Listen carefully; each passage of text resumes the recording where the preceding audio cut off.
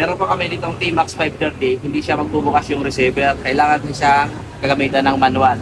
So ito mga boss, para ito sa mga nawala o nalobat ang smart key ng kanilang T-Max 530. Ang kailangan mo lang para ma-activate ang emergency mode na ito ay ang mechanical key o yung physical na susi at yung 6-digit code sa smart key. Tara, panoorin natin ang ating master mechanic. Step 1, you can open the seat. Step 2, you can place the switch. And then, open 3 times the seat. 1, 2, 3. O, kita mo dito. Nagbukas. You can hold this one, the button. 1 to 6.